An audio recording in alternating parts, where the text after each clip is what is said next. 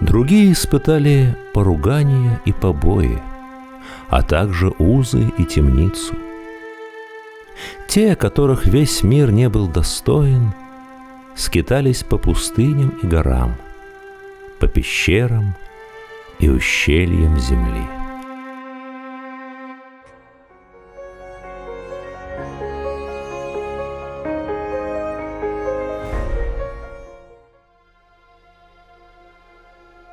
В 1932 году Павел Корин создает необычный эскиз. Согбенная фигура монаха, напряженно опирающегося левой рукой на трость. В кулаке правой руки зажата горящая свеча. Он облачен в схиму, а это высшая степень монашеского посвящения. Лицо схимника обращено вниз и как бы скрыто капюшоном. Художник подписывает эскиз. Схимник – отец Агафон. Что это за загадочная фигура, не поднимающая головы? Тихий городок Чухлома Костромской губернии, живописно спускающийся к роскошному озеру, на противоположном берегу которого стоит древний Авраамиев монастырь.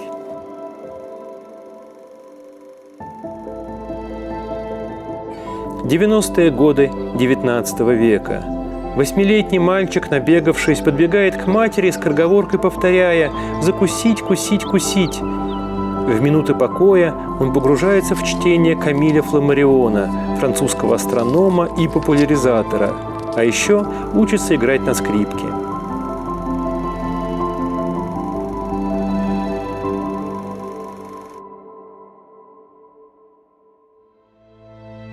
Он единственный и поздний ребенок в семье.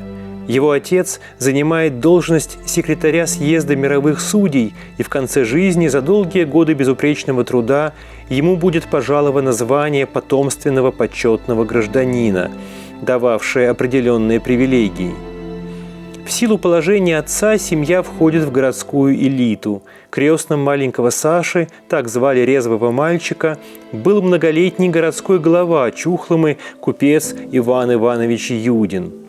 Уже будучи взрослым, Александр бережно хранил фотографию крестного.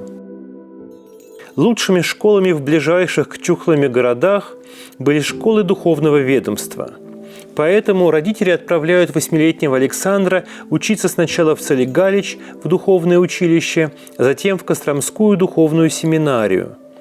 В то время духовные школы были еще сословными, и сына светских родителей в них можно было встретить редко. К тому же юный Александр не собирался связывать свою жизнь с церковью и со священническим служением. В 1903 году он заканчивает учебу в Костроме и отправляется в Казань, поступать в Казанский ветеринарный институт, дававший разнообразное естественно-научное образование. И там, в Казани, в его жизни происходит переворот. Он знакомится с очень известным духовником, архимандритом Гавриилом Зыряновым, который раскрывает перед молодым студентом красоту монашества. Весной 1908 года, закончив Казанский институт, Александр Лебедев, не заезжая домой, отправился в Зосимову пустынь, небольшой монастырь к северу от Москвы, где игуменом был известный старец Герман Гомзин. Жизнь в Зосимовой пустыне была основана на древних традициях христианского подвижничества. Молитва, совместный труд, воспитание новоначальных более опытными монахами. Именно отец Герман и стал духовным наставником послушника Александра.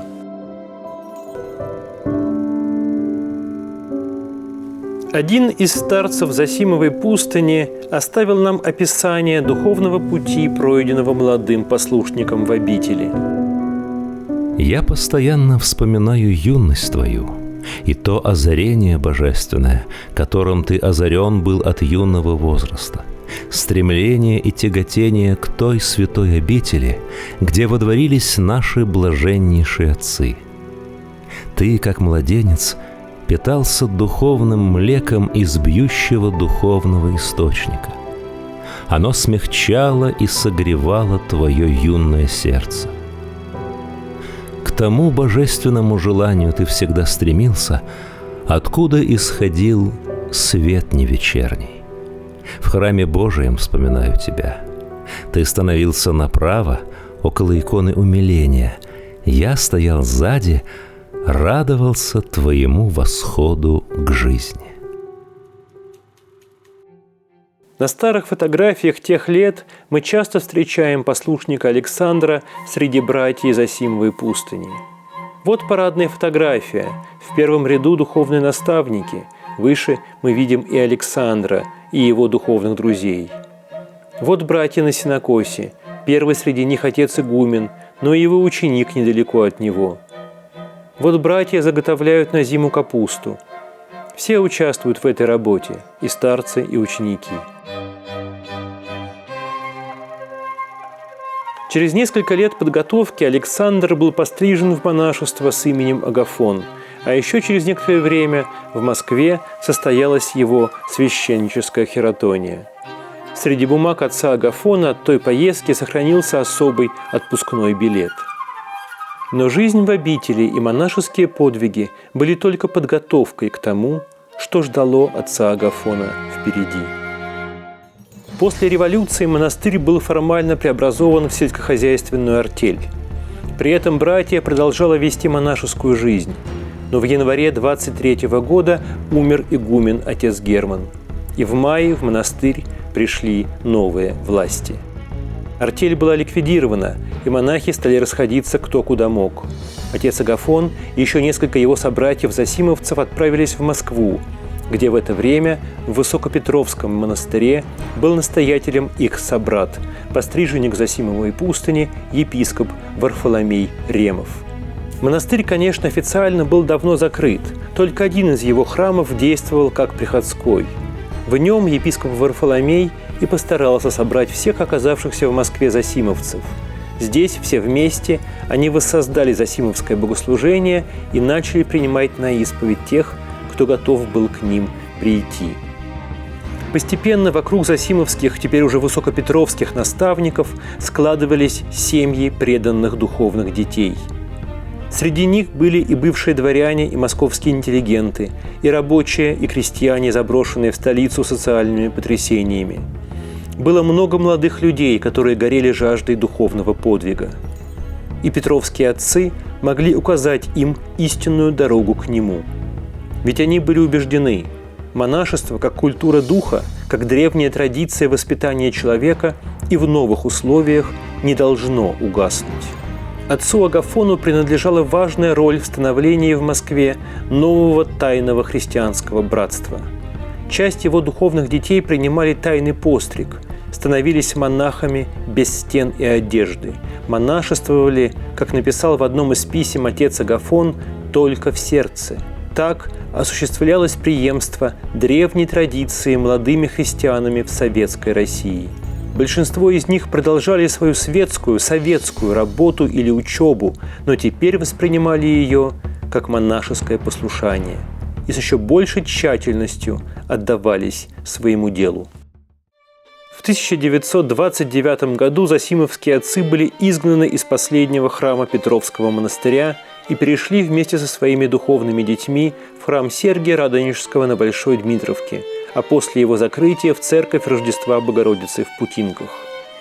Постоянным фоном их жизни стали аресты. Уходили с этапами на восток и на север собратья и духовные дети, кто-то на время, кто-то навсегда. В самом начале 30-го года отец Агафон тяжело заболел. У него, 45-летнего человека, начинает стремительно развиваться паркинсонизм, поражение центральной нервной системы, последствия плохо вылеченного еще в Зосимовой пустыне инфекционного заболевания. На фотографиях тех лет мы все чаще видим его с палочкой или в кресле. В этих обстоятельствах отец Агафон просит о постриге в великую схиму. Постриг состоялся 17 января 30 года в крошечном пределе храма преподобного Сергия на Большой Дмитровке. Допущены на него были только самые близкие, не более 10 человек, и среди них художник Павел Корин. Именно в момент пострига он запечатлел отца Игнатия, таково было его новое имя, на своем портрете. Означало ли это, что Корин входил в ближний круг петровских отцов? Мы не знаем. А время стремительно ускорялось. Круг сжимался вокруг самого отца Игнатия. В декабре 1931 года он был арестован, но скоро освобожден. В 1934-м он, по сути, оказался под домашним арестом. И, наконец, в апреле 1935-го, перед самой Пасхой, он был арестован и заключен в Бутырскую тюрьму. Чтобы закрыть для отца Игнатия возможность освобождения по болезни, следователь представил последствия паркинсонизма как имитацию юродства. И с октября 1935 года началось его странствие по лагерям. Сначала его поместили в бывшей Саровской пустыне.